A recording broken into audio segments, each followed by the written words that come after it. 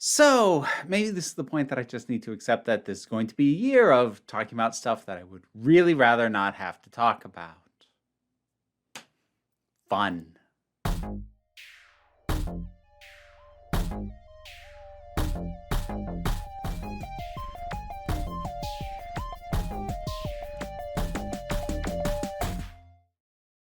Part of me wonders if I brought this on myself. A couple of weeks ago, I tweeted that it had been almost a year since the last time I'd felt the need to make a video on Ms. Rowling. Although I did note even at the time that the depressing reason for that wasn't that she hadn't done more stuff. It just hadn't really escalated again, and it was just the stuff that she just kept doing. Well, apparently the universe decided that it should escalate, and here we are. The thing is, I honestly didn't think I was going to talk about this. And I know I say that a lot, but this time it's a real tangible reason. It's not just a case of I don't think I have thoughts on that and then realizing I do, which is what happens more often than not with things that I'd prefer not to do videos on, but I end up doing it anyway. No, this time it was more a case of, oh, I know I have thoughts on this, but I really, really want other people to cover it.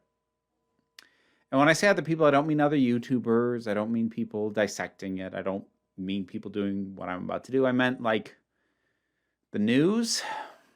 I'll circle back to that towards the end after we discuss what it is that Ms. Rowling is now saying. So, on March 13th of this year, she tweeted out a reply to a comment left on her feed. I mean, the first thing is, honestly, if you're trans or whether you're a trans ally or whatnot, just her normal stuff that she's doing all the time, don't engage. It doesn't help. But what resulted was she took a screen capture of this person's reply, which pointed out that the early work on trans healthcare was destroyed by the Nazis. I'll also make a quick side note that it was nice that Ms. Rowling blacked out the individual's name and image, their profile image. Be nice if she did that with any consistency, but it's nice that it happens at least sometimes. And her reply to that statement of fact, it is fact, I will establish that in a little bit, was to liken it to a fever dream.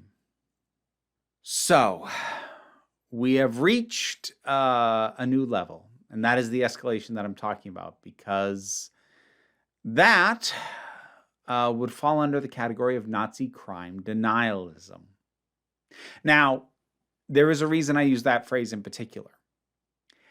She has not, at time of recording, engaged in Holocaust denial. That needs to be made very clear. The Holocaust very specifically refers to the crimes committed against the Jewish people by the Nazis. However, the Holocaust was not the only crime committed by the Nazis. So while Holocaust denial is a form of Nazi crime denial, not every Nazi crime denial is Holocaust denial. There was the usual discourse that happened when this did, people pointing out and providing the information as to the fact that it is an accurate statement to say that trans people were targeted by the Nazis, and the earliest, or at least some of the earliest known attempts to study and learn about the care and health of transgender people was destroyed by the Nazis. Yeah, that is all true, and to say that it's not is really harmful. Like, denying any aspect of what the Nazis factually did should be incredibly suspect. But obviously this devolved all the discourse with people pointing out things and her offering up her own things, bringing in the notion of Holocaust denial being a term that is used to silence people. Again, don't call her a Holocaust denier. It is factually inaccurate in this case, at least at present. And all this other stuff. I don't really want to deal with the discourse or anything else that she said specifically. It's all gross and I don't have the spoons for it. So we're going to deal with the core basics. Why she's wrong and why what she said is dangerous and why I felt the need to talk about it. So let's start with why she's wrong. It is a fact. The Nazis' first organized book burning took place on May the 10th, 1933, and it was the burning of the contents of the library from the Institute of Sexology, which was raided on May the 6th. These were not the only books burned, far from it, but they were specifically targeted because of who they were about, what they said, and where they came from. The Institute of Sexology, run by Magnus Hirschfeld. Now, Hirschfeld was a Jewish doctor, a gay man, and who was leading the way in many studies, including that of homosexuality and what he, at the time, was referring to as transvestites. Now, that's a pretty outdated term at this point. You generally aren't going to find it in the wild unless it's being used derogatorily. Now, he didn't talk about transgender people in the way that we currently understand them, which is one of the ways in which people like Rowling, I don't think she's engaged with this specifically, although she's brushed around it. Again, there was only so far into her feed I was prepared to dig for the sake of my own mental health. But those attempting to do what it is she's doing will make an argument that, like, well, these aren't transgender people. These were fetishists. These are all these things you say trans people aren't. So, like, these weren't trans people. Like, it was the closest thing. It was an open issue in Weimar Germany that homosexuality and transvestitism was more or less tolerated. Not actually legal. I'll circle back to that, but largely tolerated, because that's the thing that needs to be understood here. Hirschfeld didn't invent the notion of transvestite or transsexual. He was studying the phenomenons that was already going on around him. He was studying the people he knew to better understand them and hopefully help other people better understand them. That's how tolerance gets built, if not actual community. It's even worth noting that what is believed to be the first person to undergo full transsexual surgeries from male to female, a trans woman by the name of Dora Richter, she had her final surgery performed in 1931 at that institute. And that institute was targeted by the Nazis. All of his notes, his studies, everything he was learning about the health, care, and lives of gay men, transvestites, and transsexuals, again, to use the terminology that would have been used at the time, that was all lost. And to say that that did not happen, that we did not lose that information, that it wasn't already being studied, and that the Nazis didn't destroy it, is all factually wrong and is a denial of a crime that the Nazis committed. Another way that people making arguments similar to Rowling's will be to point out that, even aside from the fact that transgender wasn't a term at the time, to point out that by and large the persecutions were of gay men. Now, that is somewhat true, but again, a lot of that has to do with limitation of language and distinctions at the time. Most, both gay men and transvestites who were persecuted by the Nazis, it was done so under paragraph 175, which was the law that made it a crime for men to engage with sexual activity with other men.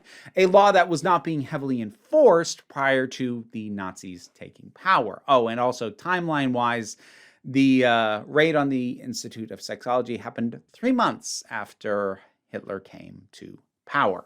But yes, it is true that the majority of people who would have been considered transvestites or transsexuals were persecuted under a law against homosexuality. Now, that would have been because even if they were living as women, they were considered to be men. So if they engaged in what they felt was effectively straight sexual encounters with them as a woman with a man. As far as the Nazis were concerned, it was 2 men. Therefore, it breaks this law, and it was a law they enforced very, very, very harshly. However, it's also worth noting not every single transvestite who was persecuted and or ultimately killed was persecuted under that paragraph. There was also paragraph 183, which outlawed cross-dressing in specific. And while it was fewer in number, there were some people who were prosecuted under that alone, which one could then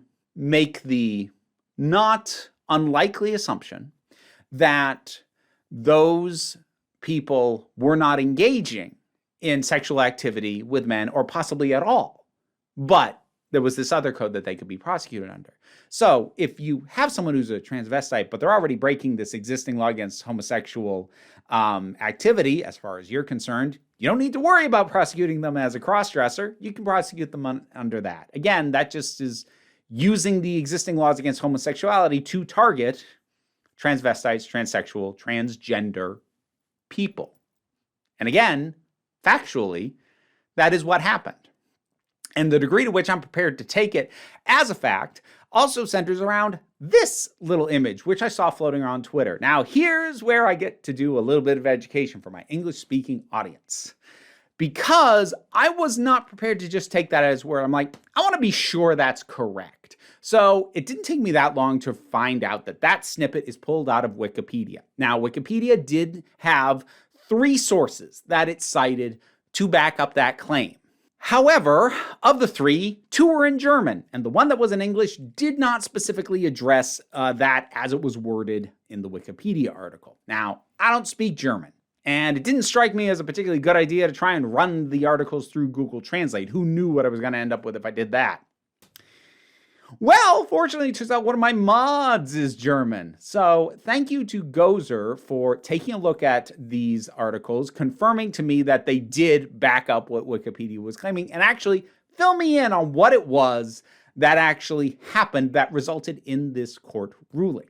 So in Germany, there was a woman named Marie-Louise Vollbrecht. Now, she basically made almost identical claims to what Rowling currently is on German Twitter.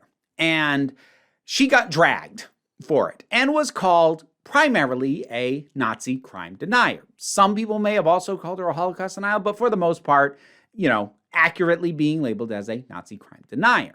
How this ended up in court was that she, after a fundraising effort, attempted to sue a bunch of people for libel, basically saying that them calling her a Nazi crime denier was libel, and therefore she was suing them on that basis. And the court ruled against her because the court said, according to the historical information we have, calling you a Nazi crime denier would be factual based off what you said and comparing that to what actually did happen. So it's not libel for someone to call you a Nazi crime denier. So it's not like the German court sat down to do a ruling on this, but they were handed a case that resulted in them having to decide in terms of the legal system. As far as the courts are concerned, it is a matter of historical fact that trans people were targeted by the Nazis. To say otherwise is to be a Nazi crime denier. Now, they didn't make that a crime in and of itself, so don't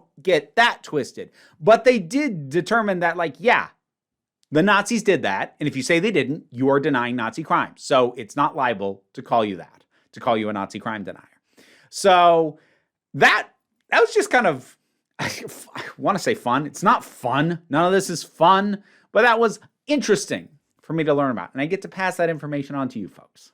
So to return to Miss Rowling, yes, claiming that it is a fever dream to say that the study of transgender people, their lives and their health was burned by the Nazis, that is Nazi crime denial.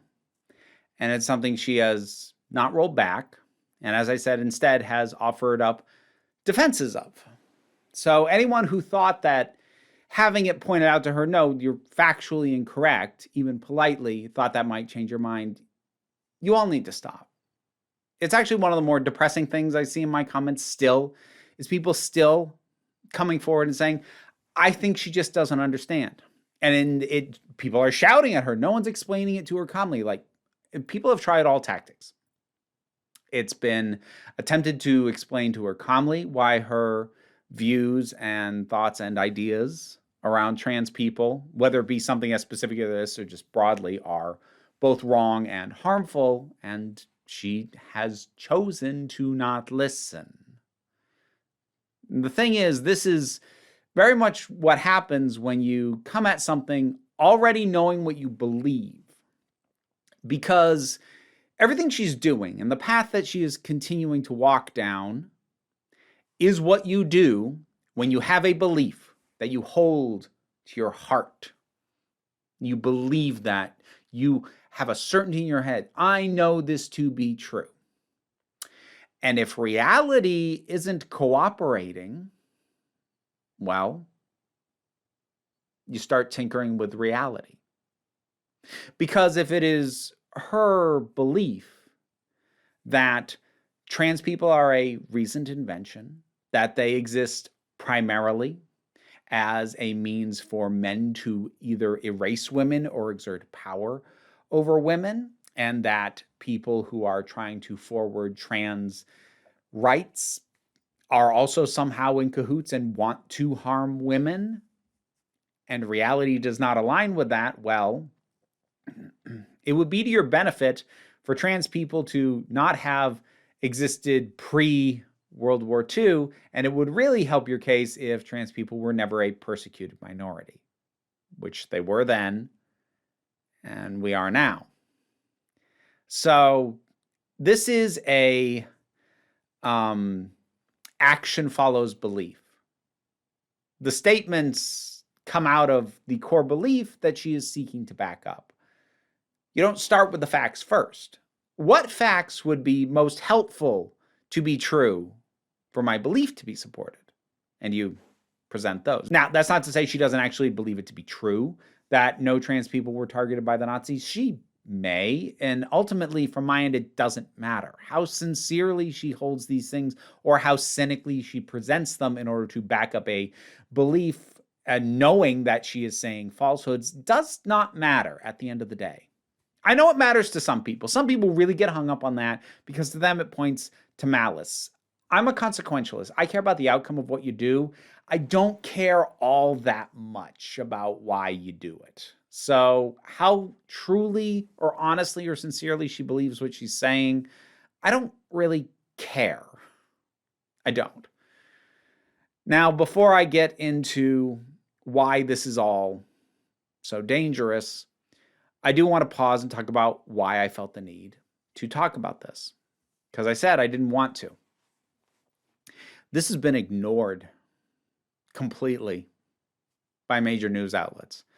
I waited for days. I waited a week almost, waiting for major news outlets to do anything with this. But they haven't.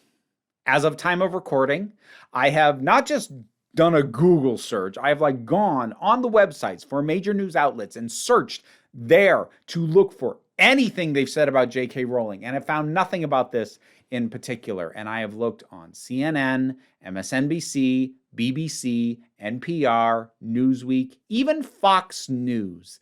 None of them have touched this. And that is infuriating, because this should be a gimme.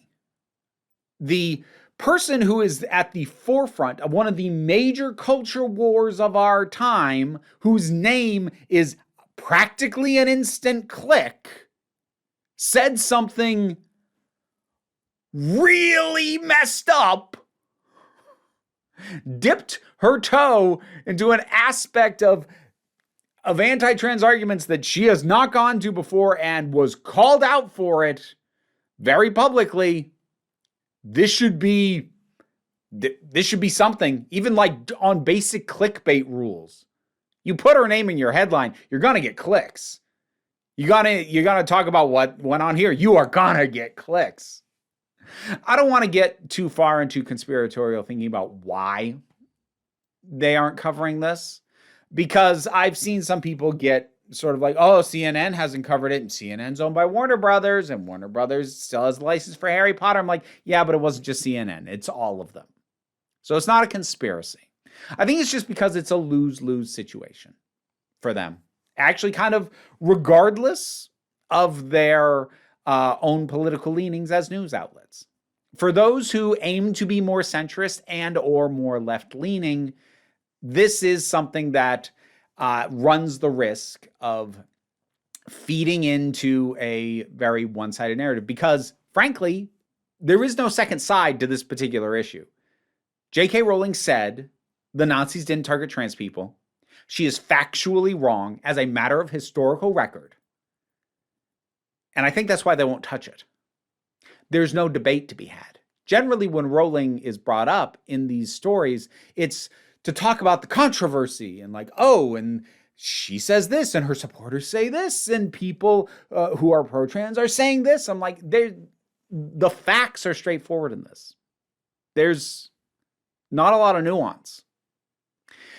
And that means that for those who, again, are more center or more left-leaning, they're going to be accused immediately of massive bias, which they do anyway. But that doesn't mean they want to invite the headache simply by pointing out that the facts are not in her favor. And that is something that they will probably decide we don't need that headache. As for even the right, Fox News, you'd think that they'd be on this because they love to say how people like Rowling are being unfairly targeted by the woke mob, except again, what she said is factually wrong. And as far to the right as Fox News has drifted, even they, I think, have some hesitation at covering something like this because they would be left in a position if they're going to try and back her up, which they are going to want to do given their political leanings.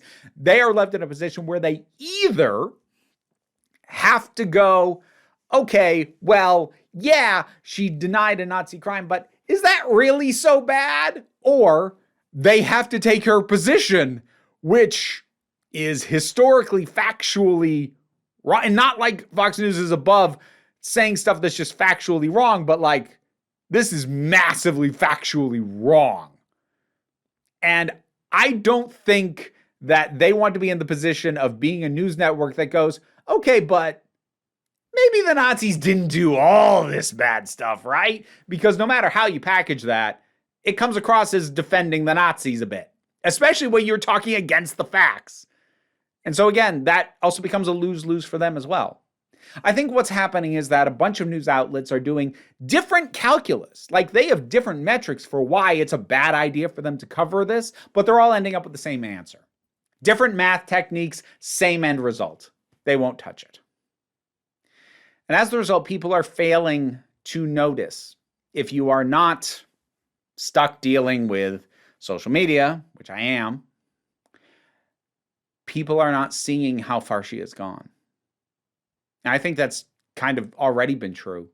Now, granted, a lot of this is willful ignorance, but I still get comments from people who will insist that she never said a bunch of stuff that she has absolutely said. And they will only quote like the very first things that she said, like back in late 2019, or maybe her manifesto in 2020, and then pretend she never said anything after that. And it's impossible to parse the good faith version of that from the bad faith. I mean, some people are very obviously going to say that knowing full well what she said, but just because that's a position that they can take, and I can't prove that they don't believe it. Or maybe they just genuinely have not kept up with things. And they think she hasn't escalated, that she hasn't said more. And that's part of why I will feel an obligation to do videos like this when she escalates. Because I did, I think, over a year ago when I talked about the whole thing with Graham Norton. And also in the course of this whole thing, she did something again that she did then, which is to go to how well her books are selling as a metric for why she's right somehow. And you can interpret it either as I have so much money that I don't have to listen to the peons, or you can interpret it as my books are still selling, people must agree with me, or at the very least be okay with what I'm saying. Again, I talked about that in the previous video. the one talking about Graham Norton. I talk about these things when they escalate because I really worry that the failure of mainstream news outlets to bring this up, and like, it's not like they're above talking about JK Rowling or whatever controversies are going on with her. They're happy to talk about it. They just wouldn't cover this. And that's incredibly frustrating, if not hazardous, for people like me, because her rhetoric is spreading. It's spreading through social media, through people who reference her. And even if someone doesn't know what she's been saying lately, if they bought into what she said before, they go check out what she's saying now, maybe they'll buy into what she's saying now. And that's why this is dangerous. She is moving further along a road of very harmful thought. And at this point, it's not just a matter of her being further radicalized down this road. She is also onboarding other people. People who agreed with what she said 4 years ago and who are seeing what she's saying now and being pulled along by people who just want to defend an author of a work that they love and who are going to jump to her defense. And when they look into what she's been saying, they're going to look at her version of events and get pulled along down that road. And how far she'll go down that road, I don't know. But it's been pointed out before by more than a few people. She has been praising of actual anti-Semites, like the late Magdalena Burns, actual fascists, like when she praised Matt Walsh's quote-unquote documentary, What is a Woman? Something that even a lot of other gender-critical feminists balked at because of its end conclusion of how, and this is why women should stay in the kitchen. Rowling still praised it. Her innumerable and continuous praising of Kelly J. Keane Minshall, who holds all these rallies that are attended by literal neo-Nazis, by the fact that this comment was left by an avowed neo-Nazi, anti-Semite, and also murderer. But this shouldn't all be treated as coincidental or just happening to exist in the same area. These things intermix, they interlock. Jessie Gender did a video recently, a very good one, talking about the Epoch Times quote-unquote documentary, Gender Transformations. There are two parts to this. At the time that my video is going to come out, only the first part is available. But between those two, she goes into a pretty heavy amount of detail about how these anti-trans narratives not only are simpatico with things like anti-Semitism, fascism, and a lot of really inherently dangerous and harmful beliefs, but they are in fact complementary and dovetail into each other and often bolster each other. That is not me calling JK Rowling an anti-Semite. I'm not. I am, however, going to say that the path that she is continuing to go down has already been walked by people who are, and it does continue to lead in that direction. Will she keep walking further down? I don't know. I'd like to think not, but I also would have liked to have thought she would not have walked to this point, denying history, denying the crimes of the Nazis. I would have liked to have thought she wouldn't have come this far, but she has. Because it is possible that she just stays put. But the thing is, this is the path you walk down when you beg the question. Because this can start with, I'm just asking questions about who's funding all these gender ideologies that are cropping up in schools, who's benefiting from all these kids suddenly deciding they're transgender, who benefits from them targeting our children. It starts with just asking questions, but when reality does not provide you with answers because the questions are trying to find an answer to a situation that is not reality, then the answers that you can find they go dark places. Bialik likes to claim that she's just asking questions and not at all pointing out these billionaires' Jewishness, but at the same time, she will also link to known anti-Semitic far-right nationalists like Keith Woods in her work, directing her audience to learn more about these billionaires directly from an anti-Semite. Keith Woods is known to post anti-Semitic, racist, and anti-transgender memes, repeatedly targeting Jews and calling Jews parasites in his work. This is something that many people within the gender critical movement have done. Some are better at obfuscating it than others, but if you dig down to find where they're directing you, because people with a microphone are never just asking questions. They're just asking questions with the intent of directing you towards the answer they want. And if you actually look down the road at what that answer is, it's probably going to be horrifying. It's so disheartening how much still people find themselves surprised when gender critical thought leaders and people who claim to be feminists partner with organizations like the Heritage Foundation, which is against all reproductive rights, or why they are perfectly fine to continue to hold rallies that they know are appealing to neo-Nazis, or who just ask questions and then directs people to someone with more open anti-Semitic beliefs. This shouldn't be surprising. These things interlock. They're not independent of each other. And when a figure as public as JK Rowling and as outspoken as JK Rowling continues further down the path and has now arrived at Nazi crime denialism, she is going to pull a lot of people with her. People who 4 years ago, if this had been the first thing she'd said, might have gone, whoa, but they've been pulled along. They've been funneled down with her. And a lot of them take the steps right alongside her. And that is why I had to talk about this. A counter-narrative has to exist. No, we don't have to debunk every single thing she says. Again, I would like nothing so much as to never feel the obligation to talk about her ever again. I don't talk about the standard stuff that she tweets because it's just been all the same for almost a year. This was an escalation. Escalations can't be ignored.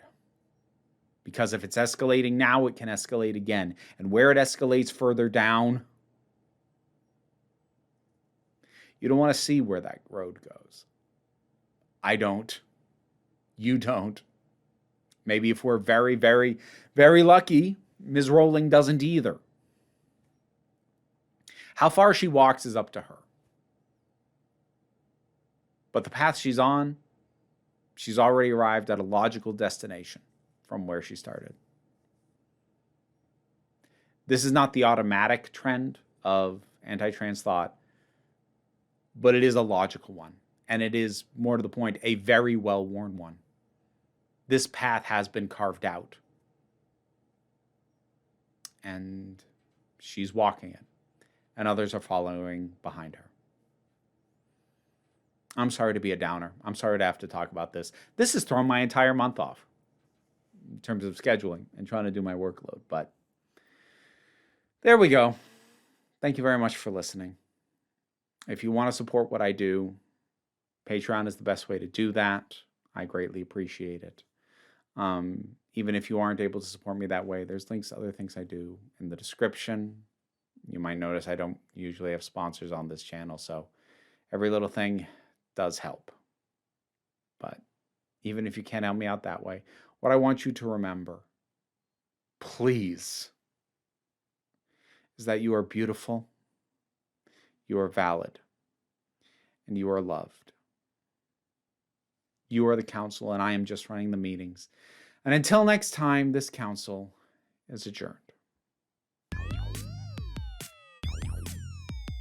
Time for me to thank my highest supporting patrons: Robin Moore, Zubin Lutfullah, Goddess Elida, Oliver B., Turok, The Thing That Goes Doink in the Anime, Ruth, Solitary Pictures, Ulrich Bogdan, Loki Eris. That was a new one, that's why I paused. Melinda Walters, Jen, Auntie Kate 808, Becky Sparks, Fernabi Likes the Poodle, Robin Powell, Twisted Wishes, Tracy Scrabbit, Angry Casperl, Dave Hall, Quite Bearish, Rosalind Bennett, Pal Barabajagal, and Maraji.